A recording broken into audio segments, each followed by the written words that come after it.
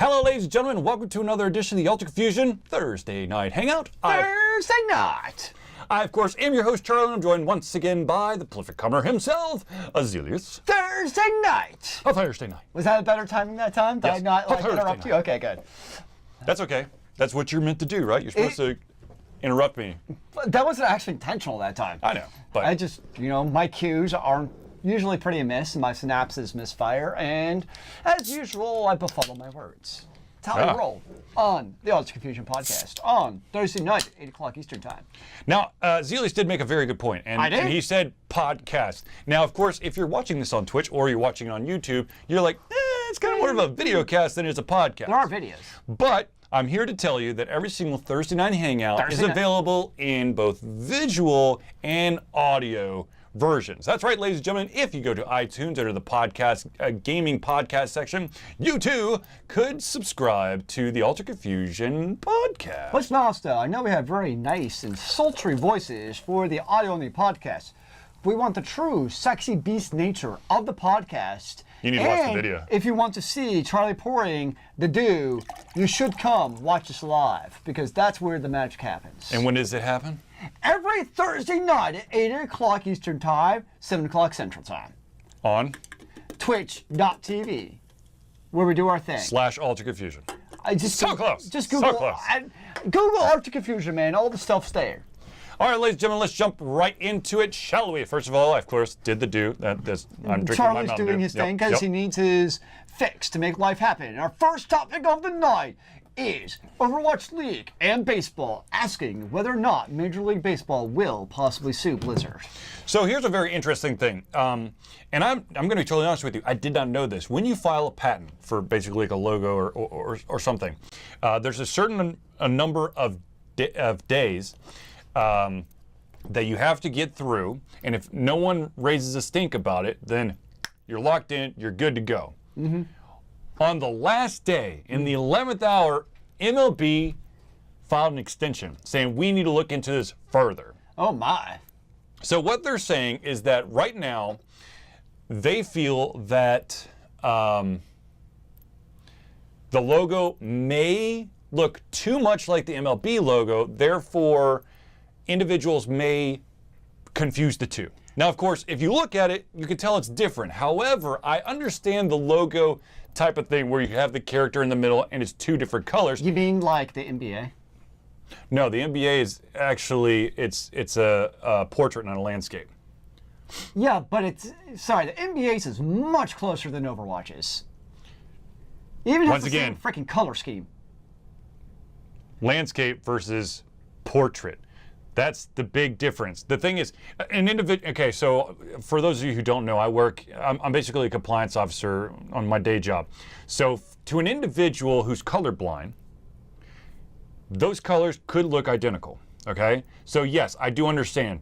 Knowing what each of them are, I know what they are. However, there is a chance to say like someone doesn't know a lot about both Overwatch and baseball. They may not know which one is which. Sorry, baseball's totally overreaching. These two logos, there's absolutely no reason in my mind that the Overwatch League should be denied. You don't have the little baseball on the left.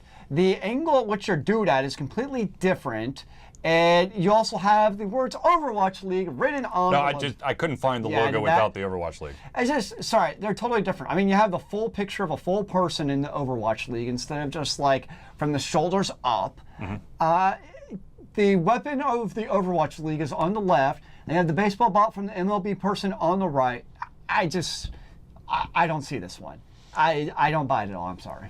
I think Major League Baseball is totally overstepping here. Well, actually, this might actually be an interesting ploy by Major League Baseball, because Major League Baseball has, they have a stake in League of Legends. So that was actually my first thought. Right? It's esports, yeah. So is Overwatch. And I'm pretty sure that Major League MLB BAM, basically the streaming service, would probably love to get their hands on the Overwatch League as well. So why not drum up a support or some attention, saying, maybe we can, hey, Blizzard, since our logos are so close together, how about you cut us a deal we'll stream your stuff and we'll let you keep your logo. That was my first thought when I saw this. I'm like, wait, Major League Baseball Street is an esports streamer. I'm like, wait, no, it's League of Legends. That was my first initial thought, was kind of like you said, is some kind of like, Major League Baseball knows that they never win, but it's like you said, sometimes you see this a lot in litigation, where it's actually cheaper just to kind of come to some kind of settlement than it is to actually let things drag on and on. Oh, of course. And that is definitely my cynical view, is Major League Baseball is like, what can we do to make it kind of, do that? Right. Hockey, and they also do WWE also. Yep. So yeah, they do a lot. Yeah, they absolutely do a lot. It's just, it's very interesting to see, sure, why not? I mean, if you want to spend more time to look at your logos, cool, man, cool, whatever floats your boat. Yeah, so this is a case where I'm like, I don't buy it. But you know what? I'm also not getting paid a fire lawyer for MLB. I'm getting paid thousands of dollars to be on retainer an hour. Sure, sue the hell out of them. Who do I care? Well, they're not actually suing them. They're just asking for an extension on the filing, so Major League Baseball can look into whether or not there's infringement. So there's actually no... The only thing that's happened is that MLB has filed for an extension, which the patent office... See, usually it takes a couple days for that extension to be recognized. The patent office in mere hours was like, yep, you got it. Yeah. Which was interesting as well. So there's no actual... Nothing has actually happened yet. No. But because they found an extension, they want to look into it, and if they think it is too close, then they'll do a lawsuit or something. Correct, like that. yes. I don't think it's going to happen. I would be, yeah. I don't see how Major League Baseball would win it. If they did, I could definitely see, like you alluded to, some kind of, let's make a deal. Yeah, exactly. I mean, yeah. Yeah.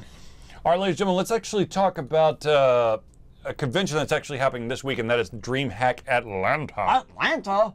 We're dreaming of hacking the universe? No, it's more like a gaming convention. Oh. They got to bring your own computer. You've got some other like esports tournaments going on, and of course, you, my friends, can go to, if you're in Atlanta, or if you're going through the Atlanta area, you can show up to the Georgia World Congress Center Friday, Saturday, and Sunday. They'll have, not only will they have games and whatnot, but they'll also have panels running throughout the convention. Very nice. Now here's the cool thing: our brother-in-arms, Jesse, is actually presenting his panel at 4 o'clock on Saturday, and it revolves around education. I'm pretty sure it's like gaming and education. Gamification of education. Yeah, gamification of education.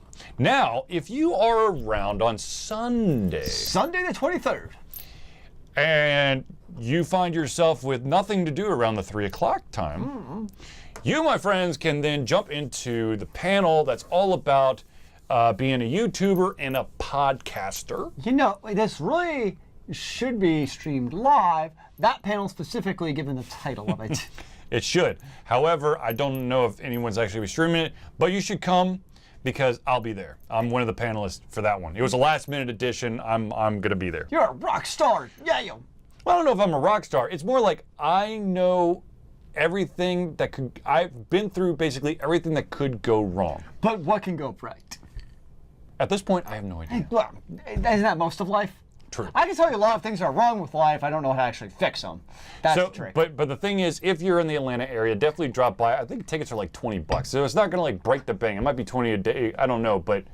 Now, do you have to bring your own PC, or are they gonna have stuff set up there to be able to So do I'm that? not exactly sure about the tournaments. I know that there is a BYOC section. I don't know if you had to register. I'm really trying to picture taking, because I got one of those crazy monster rigs. Yeah, no. Taking that, my Don't take keyboard that and anywhere. mouse, and my monitor, and I'm hopping on Marta too. No, it'd be the equivalent of that infamous picture that floats around the internet ever so often with the dude who has the humongous Mac sitting in was a Panera or a Starbucks, and he's just using it for the free Wi-Fi, but it's literally brought his entire office with him. I don't see an issue with this, man. Is that not kosher? I don't know. I don't know. Who knows? I'm going to find out. I'm going to bring my old 2006 iMac, the big colorful one, to Starbucks. Granted, I can't actually do anything in the internet with it because it's old. Yeah, it's ancient technology, brother. All right, ladies and gentlemen, let's move on to the next topic, and this one is a topic that Zealeus brought up. Now, of course, first of all, ladies and gentlemen of the audience, if at any time during this show you do have a topic or a question, or you'd like to add to the discussion, as Delta has already done, you can just hit us up in the chat room, and we will deviate from the plan and chat about what you'd like to chat about. But going on, this one is one that Zealeus found, and it's quite humorous. So basically, this one is, so you got Riot Games, who's obviously, they've created League of Legends, yada, yada, yada. Moonton. What? The other company's called Moonton. So the other company, Moonton, is they created their own version of a MOBA, and so they created it. And funny story is, when you look at the characters and the assets and the art, they have striking similarities to League of Legends. And when I say striking similarities, I mean basically identical. Like, you look at the characters, it's like, huh, that's odd. It's the same, it's like the exact same character with a slightly like blurred image. What do you know? These are the same skills too. That's crazy. So Riot Games and Tencent, Tencent's the owner, they're like, well, this is crazy. We're gonna, file a lawsuit because you guys are obviously copying our game. And they're like, no, we're not. I don't know what you're talking about. No. The funny thing is, so they got nailed for, I think it was called, Magic War or something like that?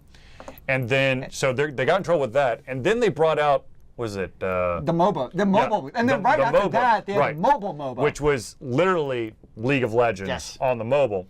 And so they're getting sued twice. Now, here's the interesting thing. Moonton has come out and said that because of the bad press and the amount of attention that Riot Games / Tencent has been giving to their games, they feel like they are in the right to file a suit for defamation. Yep. Because it's destroying their company and the value of their game. They haven't actually filed anything yet, but they made it very clear in a nice little nasty game to the internet that don't say anything bad about us because we're clearly in the right and you're in the wrong, which we all know is a very effective strategy on the internet to make people not talk shit about your game. If you don't want people, just ask them very nicely. Don't talk badly about our game, bros. It's just not nice. It hurts our feelings. Everybody will follow right. So their game has value? I have no idea. I'm going to be honest with you. I don't know. It has value for like League of Legends because it's League of Legends. Is it free to play? I think it's free to play with. I'm going to assume so, yeah. I'm sure. This has been, cloning of games has been happening since like 1998. And I mean, we've talked about the cloning of games a number of times on the show, and the question kind of comes up of, let's just take the Major League Baseball versus Overwatch League. Mm-hmm. I know it's different types of infringement and stuff, and that one I'm like, that's silly. It's League of Legends or Dota 2? What about Overwatch? I mean Paladins. I mean Team Fortress 2. Versus in this one, I'm totally behind Tencent because this is a clear, basic copying of everything in the game. Right. Even it's like like actually the first two, League of Legends versus Dota versus all of your other MOBAs.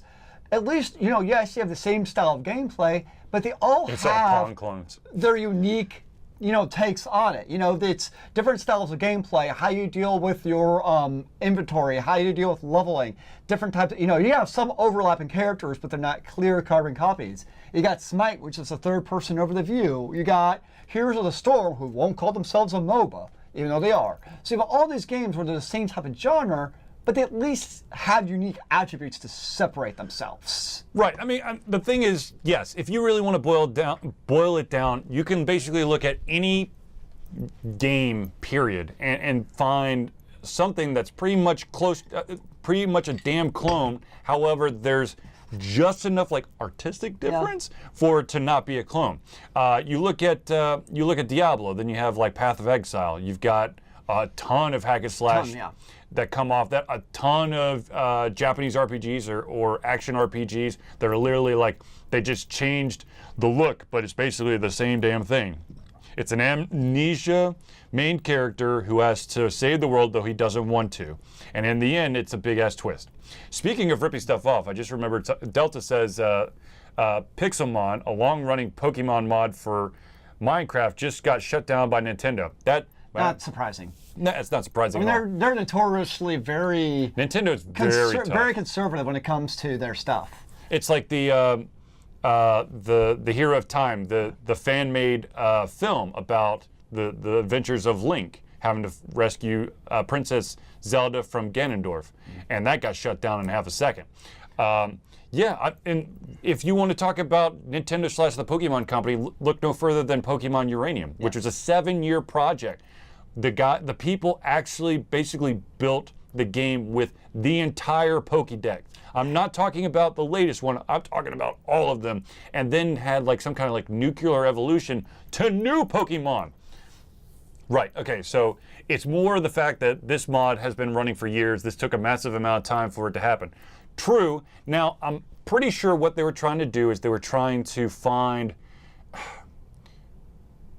First of all, I'm assuming that there was no money change. That's probably what makes it a little bit harder to catch, and also the different look of graphics. Pokemon Uranium was literally, it looked like Pokemon. With Minecraft, of course, you're all with blocks, so it becomes a little bit more close to, you know, Axel Thumb says, I don't think you can copyright story elements, gameplay, control style, or whatever. You have to prove that they ripped off assets whole cloth. Right. That's a big thing like this. You know, I'm thinking like you said, like a lot of games copy each other with the aspects. I think they also want to be careful that they're not suing each other willy-nilly. It kind of like mutually assured destruction. Like, let's just say, you know, Blizzard started suing, you know, let's just say Valve, because I know it's the other way around. No, let's say that Blizzard is suing the Path people. of Exile. No. I'm thinking of World of Warcraft. All those. Basically any other MMO. What is it called? Rift? Yeah, Rift is one. Because you don't want everybody suing you also. Because everybody like relies on some other assets or gameplay style. So you just don't want to start suing everybody because people just start suing the hell out of you. Oh wait. Whereas a case the entire like this, U.S. already does that. You don't really see that too much. I mean, it seems like in video games. Not video games or movies or stuff like that. The U.S. is just notorious for like, I accidentally spilt something on myself and it hurts. I'm going to sue you. The models weren't that blocky though. Way more Pokemon than Minecraft. Started more blocky, but okay. So here's the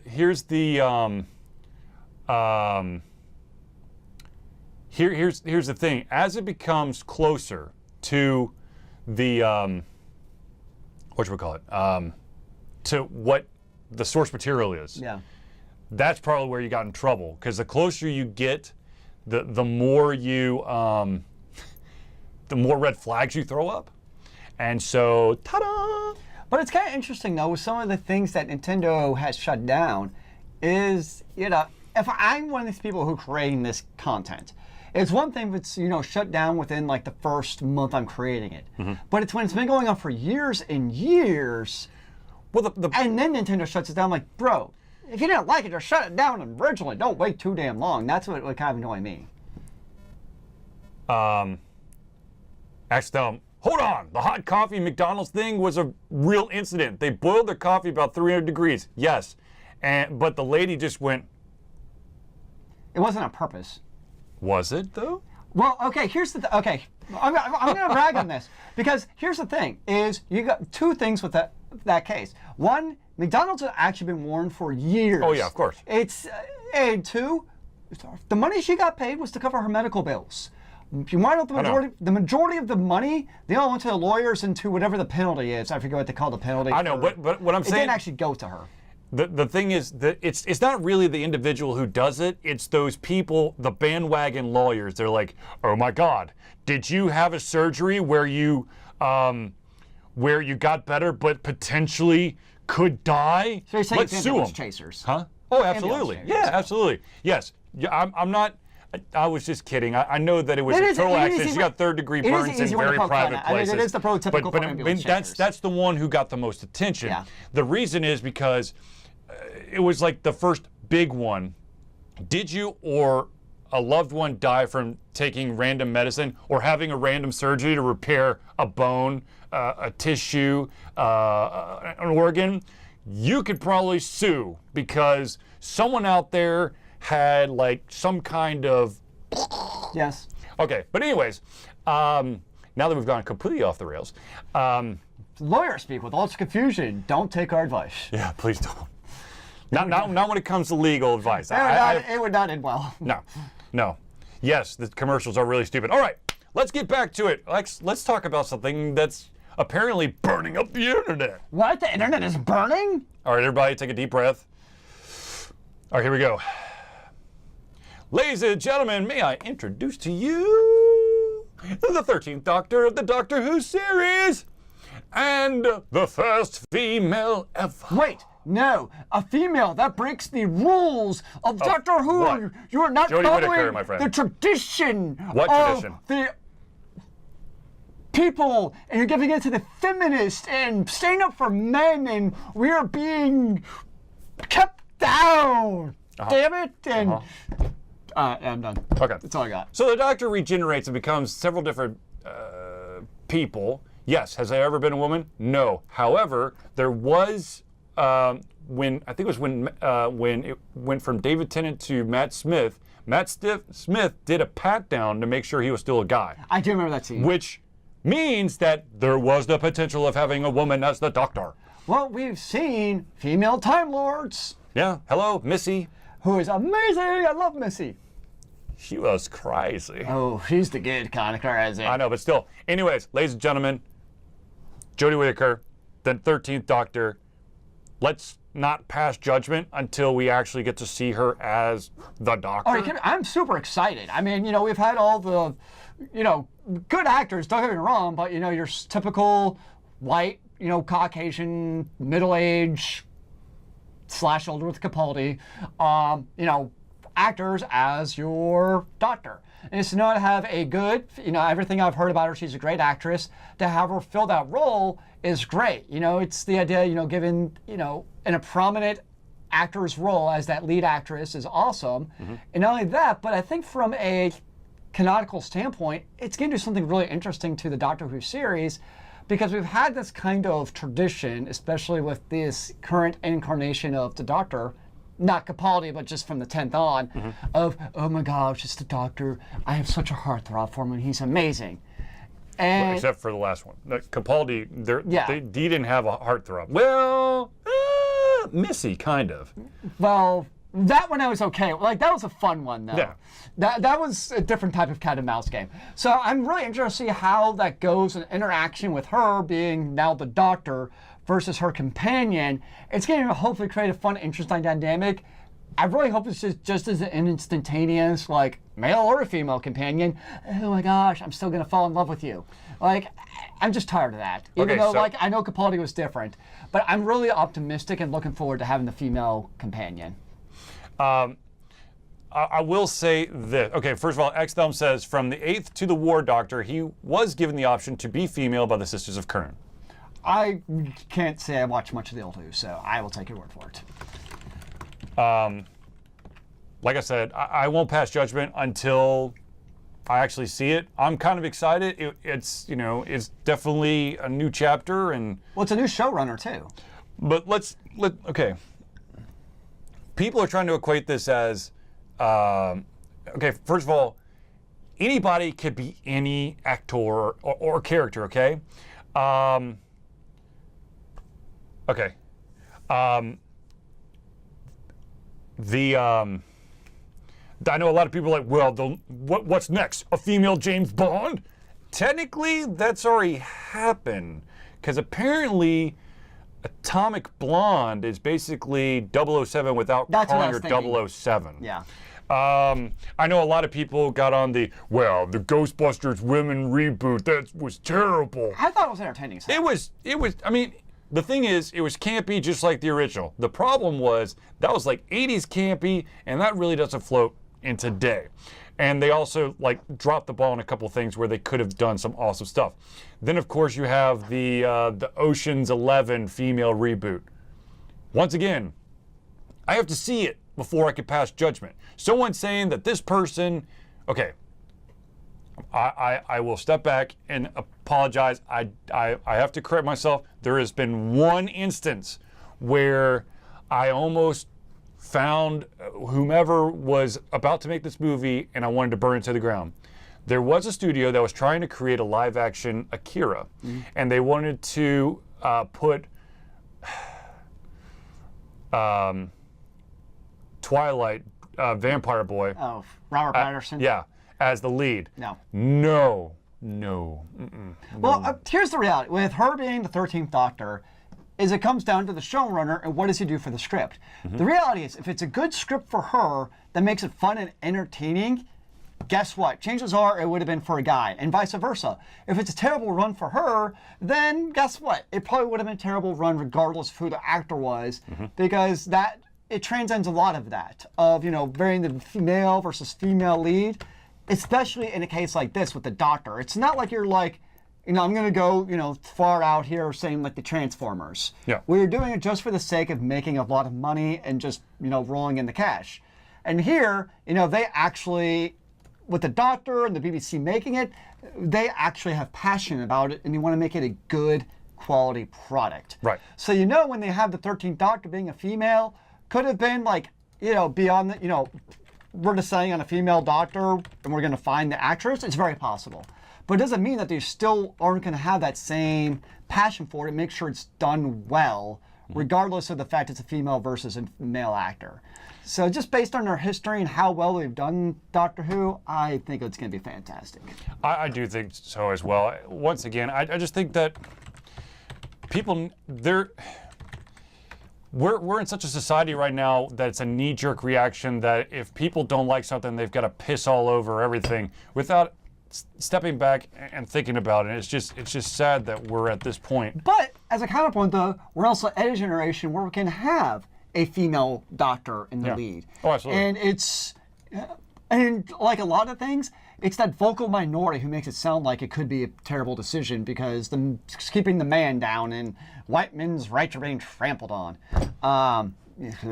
Whatever. I threw up almost saying that. So it's, you hear that, yes, because there is that vocal minority, which is obviously complete BS. But we're in a society where you're right. You do hear that because everything is so instantaneous with, Twitter and Facebook. Well, social media being able to basically, You definitely do see that, but I'm also glad to live in a time where we can have a female doctor, and 99% of the population are perfectly okay with it. So I'm looking forward to it. I think probably everybody out there who has a brain attached to their backbone is happy with it too. Well, also, any individual out there who understands that change is not always a bad thing, you have to actually experience the change before you can pass judgment. Yeah. All right, ladies and gentlemen, we have a little bit of an addition to the show, and that, of course, is that we have our good friend Craig Campbell in the audience. Craig Campbell, of course, is famous for creating Mergers and Acquisitions. Mergers and Acquisitions. And, of course, his game that both Zealeus and I played. Keepers!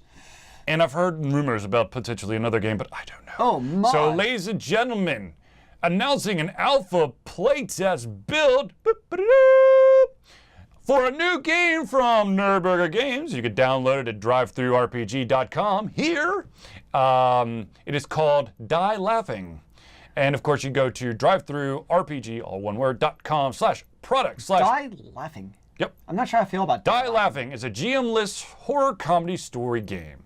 Plays in 1 to 2 hours. Download the rules and send feedback back to Craig at nerdburgergames@gmail.com. The dice pool rules function as a countdown to your character's death, and your character will die. But there are ways for you to remain involved in the ongoing story, even after your character is gone. So is there a way to win the game? I'm sure that there's still your spirit can influence. Or I guess what's 1 to 2 hours, which is fantastic. But is there a end goal, shall we say, to this 1 to 2 hour gameplay? If everyone dies, does the game continue on?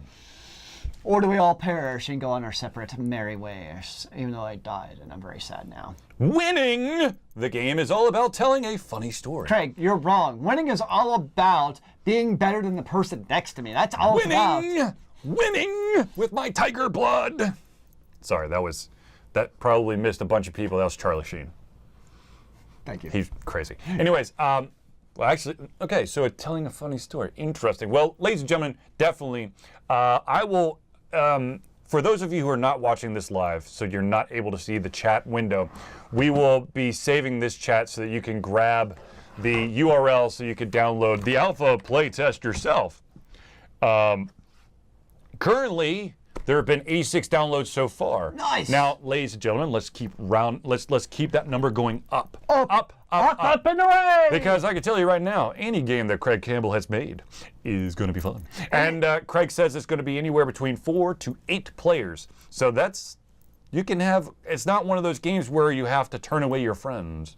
Though if you have more than 8 friends, you can chop it into smaller gaming groups so that you can have even more fun. So basically, if less than 4 friends, sucks to be you, but if you have more than 8 friends, you're always going to be in the bonus. No, if you have less than 4 friends, then you just hang out during an Alter Confusion show, and you can find additional friends to play. Because here's the beautiful thing about the internet. You don't actually have to be in person in order to play a game, which is crazy, and honestly, I'm not 100% behind that. However, being a Smite addict, I can't really deny the fact that playing online with people I don't know, it's still fun. I've tried RPGs online. Like I used to play, Fantasy Grounds, playing Dungeons and Dragons through Fantasy Grounds, and I'll play D&D now with people. Probably going to run it at AndoCon 2018, ladies and gentlemen. AndoCon 2018 happening in March here in Atlanta. Check it out. I think it's AndoCon. Is it andocon.org? Go Google AndoCon. I don't know. Yeah, AndoCon. ANDOCON. But I can't play RPGs over the internet or board games or any. I've tried and it just doesn't work for me. If you Google AndoCon and you see a Viking cow, you've gone to the right place. If you've seen the other kind of cow, go far away. Yes, but I actually, that's a little side note for playing, and this is back in the day when there was no like video conferencing and stuff. I ran Chris Zaprian in several different chat rooms. Nice. On our Stormloader website. Ha! It still exists. Does it really? Uh-huh. Oh my God. Like everything's broken, but that's ancient. It was about a year ago I checked it out, and like it was there, and you could see like the text, but like all of like the assets and stuff were all like broken. I was like, what? Yeah. All right. So, ladies and gentlemen, seriously, NerdBurgerGames.com, Alter Confusion exclusive. Capers Kickstarter. Yeah! Capers Kickstarter, tentatively planned for late February 2018. Craig, that is that's like 8 months too late. It should be now. No, I understand. Iron out all the kinks. Make sure you get all your artists and stuff. But I already know that I'll be backing it. So. Yes. Well, we made it happen, man. We played. We helped iron out some of those kinks. We helped break some of the game mechanics and maybe forced Craig to create new mechanics. I'm trying to remember. I don't think I actually caught on fire in Capers. No, I just caused our entire team to try to kill each other. It was fantastic. Oh, fantastic. Yeah, it was good times. That's right. I pushed the group to. There was a guy who's trying to get away, and I pushed I basically pushed the group to cap the guy's knees. Nice. So he can't go anywhere? Yeah. And so we beat the shit out of him, shot both his knees out. Craig's like, Jesus!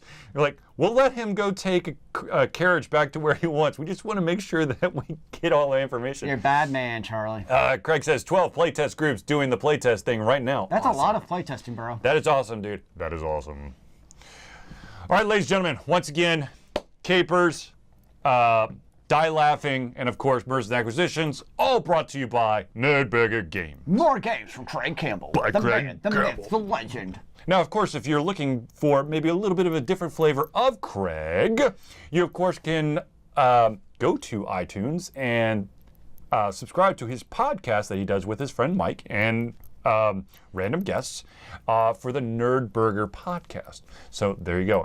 Time to nail the rules down and get moving. There you go, Craig. Moving. All right, ladies and gentlemen, let's move on to the next one. And this is, I don't know.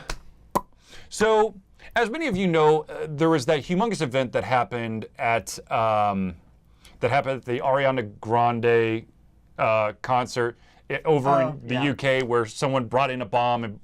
Unfortunately, yes. Yes. You're welcome, Craig. No, thank you. No, Craig. thank you. Exactly. So that happened, and then there was a case of an individual who had been talking through social media that said that they were going to show up to, I believe it was Phoenix Comic-Con, and said that he would be showing up with guns loaded and was looking for a fight with the police. Oh, super. And he was going to be the real incarnation of the Punisher. Of course, he shows up, and of course, guns, guns, guns, and more guns. Real guns, full of bullets. No bueno.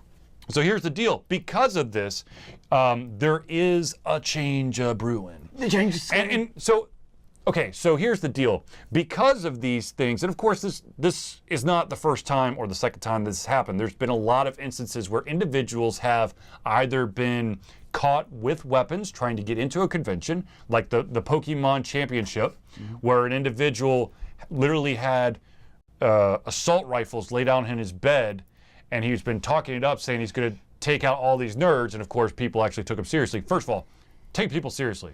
For the love of all that's holy. If someone says they're going to bomb something, err on the side of caution. Yes, you might end up being an absolute dick, but would you rather be an absolute dick and save some lives? Or just say, ha ha ha, you're silly, and then shit happens? But you're not really being a dick. If somebody says that they have a bomb and you report it, I think that's a valid concern of humanity. All right, so here's the deal. So Phoenix Comic-Con was actually already in session when the Punisher thing went down. So they literally had to move. FBI has an online tip line for this kind of stuff. Absolutely. So you can anonymously report it. I like anonymous reporting. Yeah, absolutely. So here's the deal. So Phoenix Comic-Con, apparently when this Punisher thing happened, was literally was already started. So what they had to do is, and this is something that I don't think a lot of individuals understand. The convention, because of all this, the convention organizer, the control of what can happen is taken out of their hands. Oh, yeah. The individual or group that actually controls the vast majority, probably every single convention out there, is the owners of the establishment. Now, the interesting thing is that there is one group that owns a ton, like 88 different venues and 70 different convention centers, and that's the individuals who own the Manchester theater, which is where the bomb went off. So those individuals are going, okay, no weapons. You cannot bring prop weapons into our convention hall. So for Phoenix Comic-Con, what they had to do is they had to install additional checkpoints to basically turn individuals away who had any type of weapon. Now, of course, prop weapons too. Prop weapons, yes, prop weapons. Yep. No swords, doesn't matter if they're wooden or not. Thankfully, you could still bring in your sonic screwdriver. You could bring, if you had your, if you were dressed as a Ghostbuster, you could bring in your proton pack. However, the actual gun portion of it either had to be left at home or had to be a permanent fixture to the proton pack. Like you couldn't actually pull it off. It had to be stuck on there. So basically nothing that can extend out and be potentially used as a weapon. Yeah. So this is what's happening. Now here is the twist, and this is actually going to affect the convention creators big time, and that is one, if you're not allowed to have prop weapons, that's a big part of cosplay.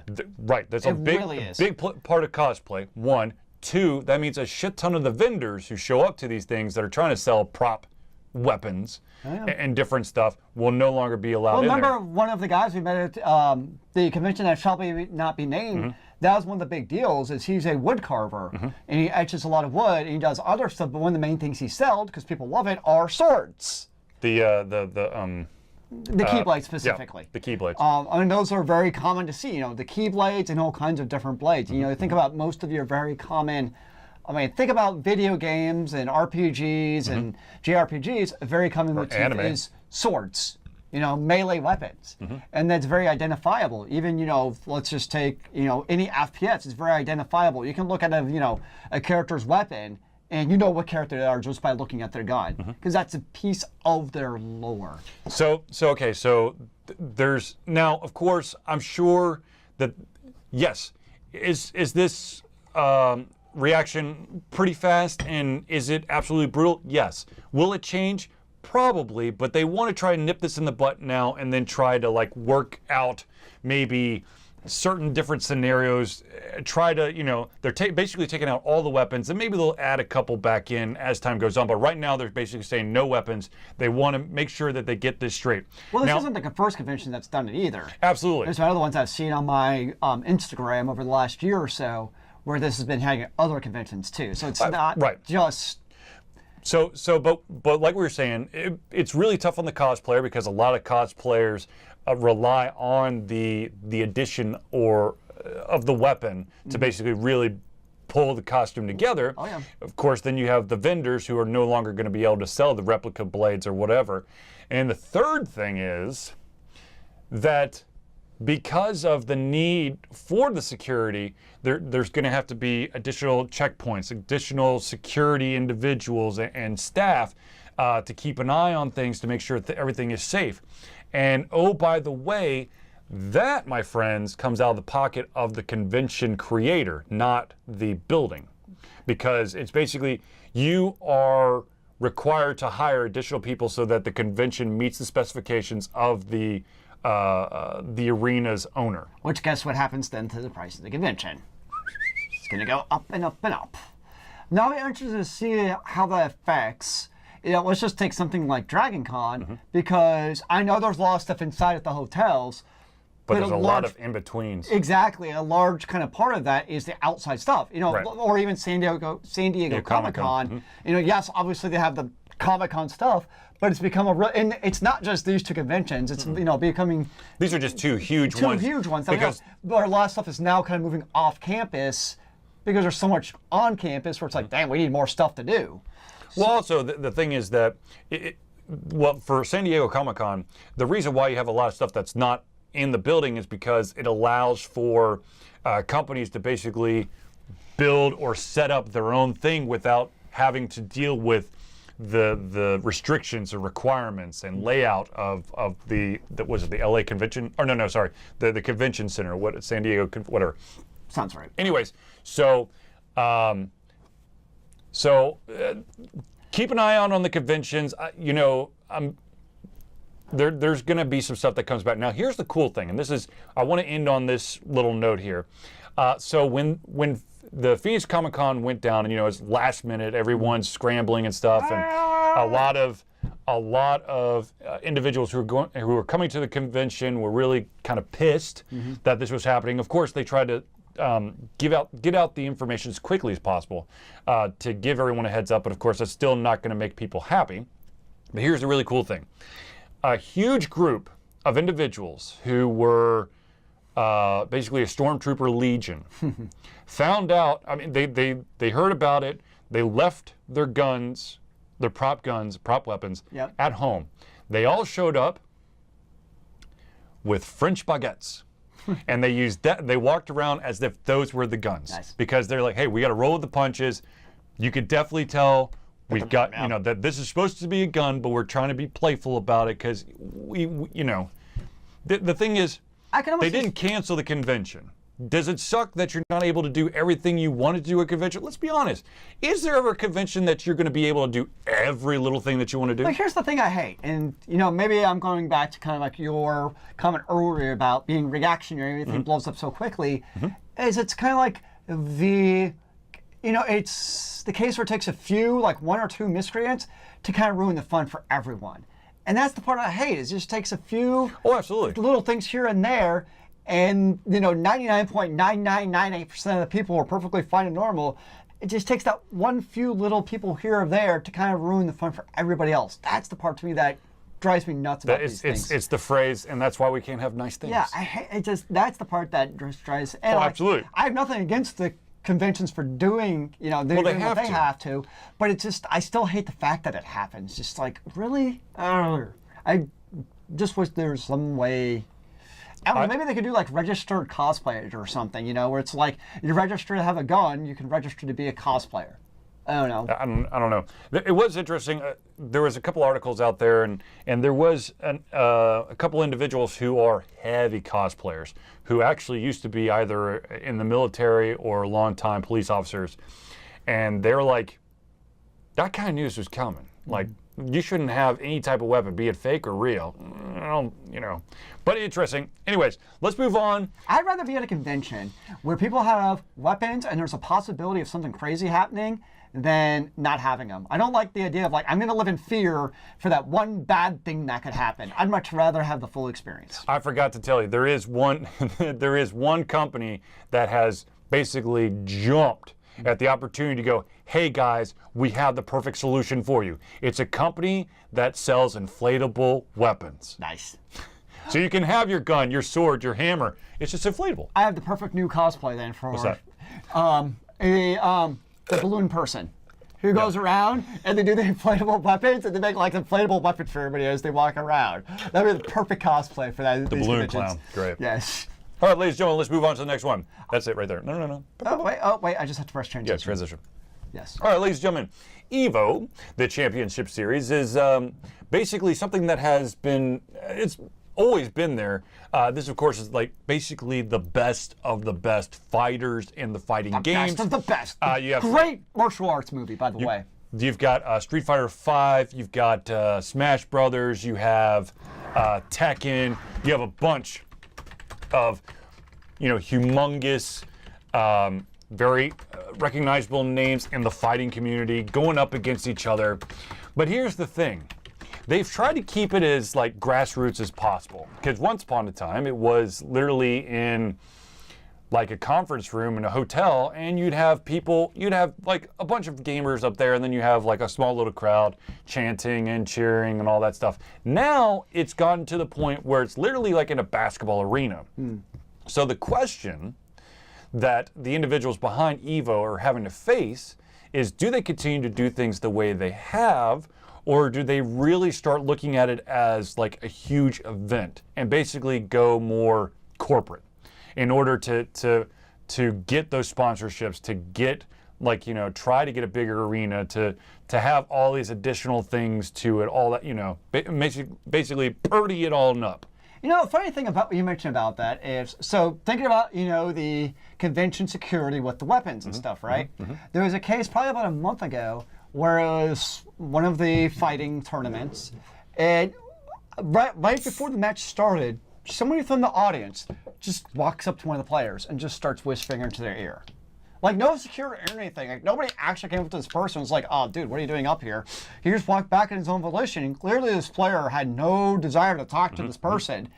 It was just kind of, and this was like a major, like, I don't know if it was Street Fighter, but it was a major tournament for one of these. It's like, we're talking about, security of conventions. It's like, wait, this is like a major tournament, and, it's a huge, it's a big convention. It's not like just some, like, little gymnasium. No. Yeah. And yet, like, this random stranger is just walking up to a player, and, we know, follow, look on stream anytime. People get very freaking invested in these streamers. Oh, yeah, I mean, absolutely. like, they start, like, following, like, that's the whole thing with Twitch with the in real life thing. Is that what it's called? Yeah, IRL. Yeah. IRL, where it's like they want to know everything you're doing in your life because, like, they're becoming there with their life. So it's like here you have this, case over here, these conventions are taking, in my mind at least, drastic turns, whereas then you have these, tournaments where there's no security and basically. Well, if you look at EVO basically has no security. It's basically just the honor system. You look at something like Smart World Championship. They have, they don't. It would be hard to get up there at that. Well, no, but they've got security. You might not see all the security, but they have a lot of security just posted basically at the stairs. At the different side gallery stuff, they mean, it's not like the League of Legends championship or something where I'm sure security is batshit nuts. But the thing is, EVO is basically just try to keep it in-house. But now they're kind of, the popularity is definitely there. The talent and the names that are involved with this, first of all, I don't really know any of the names of the fighting world because I suck at fighter games. But if you do follow fighter games and you want to see who the best of the best is, you will recognize those names. They're very recognizable names to you. And so they're at that fame level that maybe Evo needs to take, I'm sorry for the pun, but an evolution to maybe, make it more corporate, to get that security, get the sponsors in there, to really, take it up a notch, to get it completely organized. Okay, here's the question though. Yeah. Is you're talking, I think you could do the bigger corporate sponsors, but does that mean you actually need to lose the small town kind of feel of those tournaments? I don't think so, but the problem is the more that you get the big sponsors and stuff, the more the sponsors and the individuals who are helping want to actually get involved and help mold that thing. Right now, it's just like it being an indie creator versus an individual who has a publisher. Yeah. You're allowed the free reign of whatever you want to do, but of course you've got to get your own money. Well, you know what it really comes down is the idea of basically, it may not be legitimate or not. Are they going to sell out or not? Right. I think that's one of the fears. I think it's one of the fears. They want to look at their sales because it's probably one of the reasons maybe people haven't turned against Evo is they haven't looked like they're sellouts. Right. Well, I mean, the thing is, at this point, the popularity of Evo is definitely there. I mean, they sold out a freaking basketball arena. There's fighting like enthusiasts all over the world who want to see the best of the best for Street Fighter 5 or whatever. Sure. Where at this point, the owners or creators of Evo could literally get a shit ton of money and just walk away. Mm-hmm. I mean, I give them props for not taking the money and walking away. I mean, if I'm in that position, I'm not going to lie. I'd probably take the money and run. Be like, I'm retiring in Tahiti, see you guys. I'll stream from Thursday night in Tahiti. You can see me on the beach. Right. I don't know if I'd have that kind of willpower. I don't have a desire to. So I really, it's kind of that idea of the little man doing something really cool and not selling out to the big corporate giants. I think it's pretty cool. Yeah.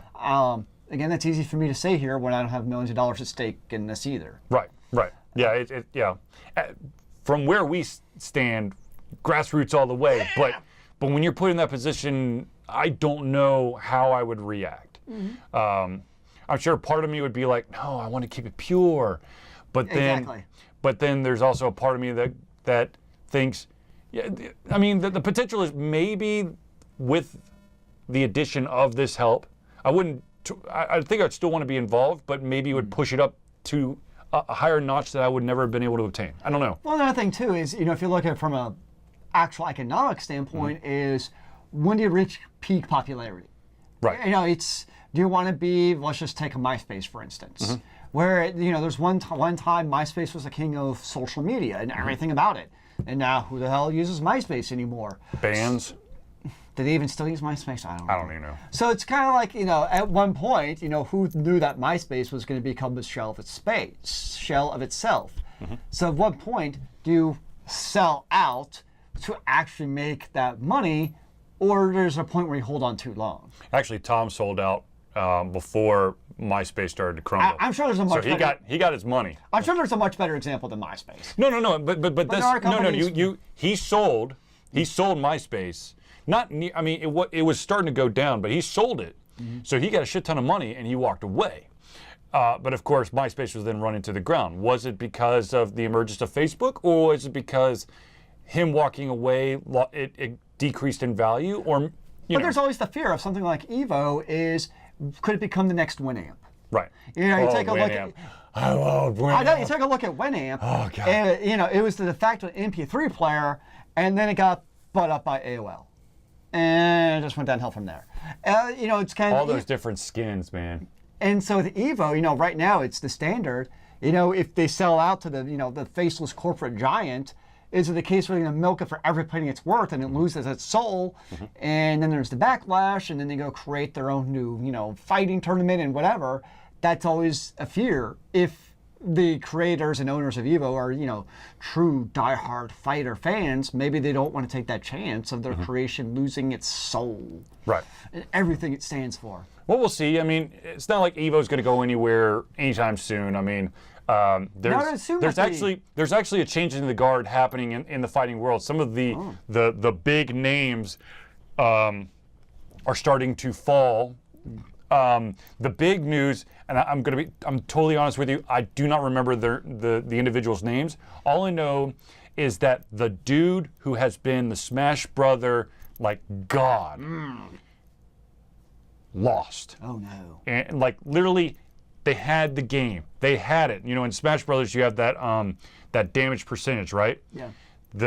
His opponent was like their percentage was above 100, but his opponent was smart and figured out a way to get him up in the air and basically kept attacking him to pop him up high enough that he died and won the match. Apparently it was like was it like one of those things like, oh, everybody goes crazy. It was basically on that level. Nice. So anyways, Evo, it's not going to go anywhere. It's going to be very interesting to see how they go, because the thing is, this thing still potentially has a lot of growth that it could obtain, but what route will they take? Well, and they might also see, you know, the growth of like, you know, you got LoL and Overwatch and all these other, you know, huge, you know, they're trying to really monetize esports with really right now the MOBAs and some FPSs. Does Evo look at them, and even the Evo players look at that and be like, wait, we could be getting some of this pie too. Real quick, before we switch topics here, I just remembered, because you kept talking about esports, E-League, the show that is on TBS, that's basically been showing off all of the Counter-Strike tournaments and stuff like that. First of all, a lot of people are starting to really get pissed off about the scheduling of Counter-Strike events, because they're basically conflicting with a bunch of different stuff. Like there was a Counter-Strike tournament at Dreamhack Valencia, which was I think like last week or the previous week. But there was also a Counter-Strike tournament somewhere else. And so they're like, so they want Valve to actually get involved, because Valve hasn't really gotten involved with like the scheduling of their stuff. Anyways, E-League is about to do a documentary or whatever. They're going to do some Dota 2 stuff. So interesting. All right, ladies and gentlemen, let's move on to the next one. I'm not sure I don't want to. I'm sorry. I know we need to do this, and this is a sad time. Okay, so we have in the past week we have lost 3 amazing individuals. One tragically today. Now I'm going to go with the first 2, the top and the bottom one. The top one is Martin Landau, an amazing actor, has basically been in a shit ton of stuff over time. Phenomenal guy. He was getting up there in age. It was not really that big of a surprise, but still it is a surprise, because when you have a legend like that, you never want to see them pass. Amen. The other individual is basically the godfather of the zombie movie. George Romero. I mean, he basically put zombie movies on the FMX. Yes, there's probably guys that did it before, but come on. All of his movies. Can we thank him for vampires in every television show now too? Huh? I'm thinking as a kind of offshoot, thank him for all the vampires too. I mean, I know vampires aren't zombies. No. But it's kind of that. It's kind of supernatural being. That's Bela Lugosi, man. That's the reason why. I'm just saying for supernatural. Okay, fine. But anyways, I mean, Romero is the zombie king. Okay. Yeah. Now the final one is Chester Bennington, basically one of the main vocalists for Linkin Park, who tragically died of an apparent hanging suicide today. He was 41 years old. Now, ladies and gentlemen, I beg you, I plead with you, I hope that if you have a problem and you're starting to think of suicidal things or harm, there are so many amazing programs out there. There's phone numbers, there's websites. Please tell someone. Please, alert someone, get help. I know that a lot of people who are in pain, who are depressed, who have suicidal thoughts, they don't want help. They just want to be left alone. But for your loved ones' sakes, please reach out to something. At least try. Indeed. Well, Chester had a pretty rough life. Yes, he did. He grew had up a very being abused and lots of. Delta has given a wiki list of suicide crisis hotlines, it's all anonymous. You don't have to give them your name if you don't want to. If you just need someone to talk to, these are perfect examples or opportunities to just maybe, get some stuff off your chest. Kind of see where you're at. Because if you bottle stuff up and it explodes, yeah. Not a good way. Yeah, it could be very tragic, and there are loved ones who, are going to really, really miss you. And there's a ton, unfortunately. I know I will miss it. Unfortunately, I feel like the vast majority of the suicides as of late have been revolving around music. I mean, you had Chester, of course. You had, oh my gosh, I just blinked out. The lead singer of Audioslave / Soundgarden / Day of the Dog. Yes. Chris Cornell. Thank you. That's like, his name. You also have the lead singer of, oh my God, STP, Stone Temple Pilots. Scott Weiland. He passed away because of a drug. Well, sex, drugs, and rock and roll. Oh God. Please. Especially the drugs and rock and roll. Yeah. Okay. Anyways, seriously. Oh man, today is Chris Cornell's birthday. Oh, that's downer. Jeez. Seriously, if you even have like a thought of harm, and you have no one to talk to, just call one of these lines. That's my advice.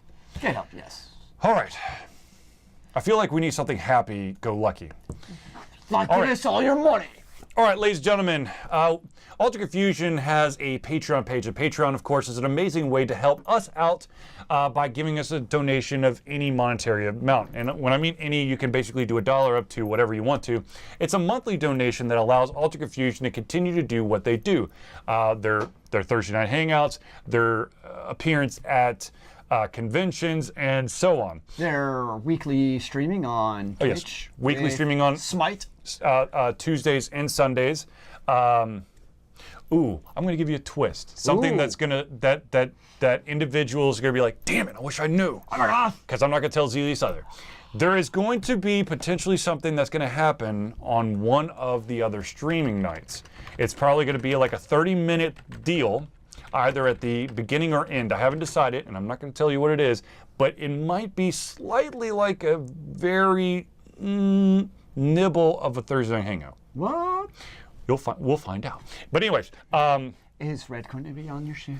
Maybe. But anyways, ladies and gentlemen, Patreon is an amazing way to help us basically make sure that we have the upkeep for our equipment to allow us to get Ultra Confusion swag. That, of course, if you donate to us, we'll try to get like a T-shirt or buttons or lanyards or whatever to you.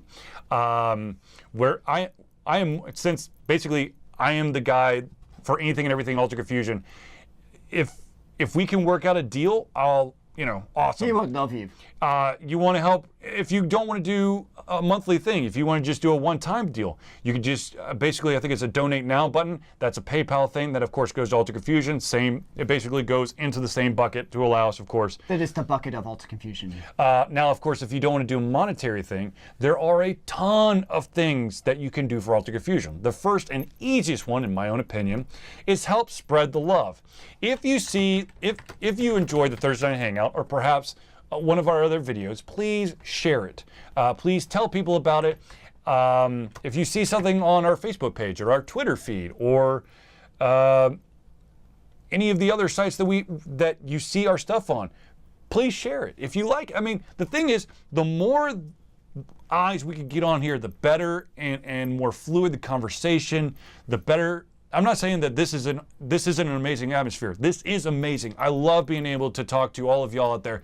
But how cool would it be if not only were you guys basically like the founders of this revolution, but we were able to gain more people to allow for even more depth and more conversations to really kick some serious ass. Now, of course, if you're looking for something, maybe if you're looking for, social media might really not be your thing. Would you like to help Alter Confusion out in maybe, or do you have a musical background? Or do you have an artistic background? Or do you have a journalist background? You mean I could put my musical background to use? No, not you. Not you. I could have the opening song where I sing. No, not you. I can make it new weekly. Dude, I will mute your mic. But seriously, if there's anything that if you could come up with, if there's something that you could come up with that you would like to help Alter Confusion with, just hit us up on www.alterconfusion.com. Click on the Contact Us page. You can hit us up on Twitter at AlterConfusio. That's Alter Confusion without the N, because the N will blow up the internet. If you want to just leave us a comment on YouTube, you can go to Alter Confusion LLC. If you want to check us out on Facebook, that is Altered Confusion. Wait, no, it's Twitch. Sorry, Twitch. If you want to watch our live shows, for all of those out there who have subscribed to our Twitch channel, make sure that you click, I believe it's the bell icon. This will allow you to get notifications when we go live. That will allow you a better chance of not missing any of the awesomeness that we might be dealing to you. But seriously, if you want to have like a conversation, we're more than willing to have it, be it on the Thursday Night Hangout, or maybe you want to do it, via text or something else. We're very open to it. My main deal is I love talking about video games and nerdy stuff. If it's in my wheelhouse and I could talk about it, I'm going to talk about it. And he'll talk about anything outside of his wheelhouse too. He'll BS like he knows, like he's talking about. If you give me a little bit of time to do a little bit of research, I'm sure that I can bring the house down. Damn straight, bro. I'm just happy that the off-the-wall remark last week has not resurfaced, and that, of course, was the desire for me to read My Little Pony in my creepy voice, which would have been, I'm sure I could do it, but that would have been really weird. No, I'm good, thanks. Yeah, we're good. All right, ladies and gentlemen, I would once again like to thank you for tuning into the Alter Confusion Thursday Night Hangout. I do want to emphasize one more time, if you have a topic, a question, a subject, maybe even a concern or criticism for us, hit us up through any of our social media things or whatever, our website or the show. We're more than willing to have a conversation. I am more than willing to have constructive criticism thrown at me. If you decide not to go so constructive with your criticism, I will still have a conversation with you, but it may not last very long. He may punch you in the face. I will not punch you in the face. I know very well how that goes. I have not punched you ever in the face. You've come close. I punched you in the back, but not in the face. Anyways, another story for another time. But anyways. That was even worse, man. Whatever, man. All right, ladies and gentlemen, thank you for tuning into the Alter Confusion Thursday Night Hangout. For myself, Charlie, and Zealeus. It's been a pleasure been a pleasure to give you everything coming out of our heads, our mouths, and of course, our hearts. We'll be back I will be back next Thursday. Zealeus will be on vacation. I will have to get a guest co-host. It will not be Rose. Damn it. But ladies and gentlemen, thank you for tuning in, and I will see you next week. Remember, kids, keep on gaming in the free world. Amen to that, brother.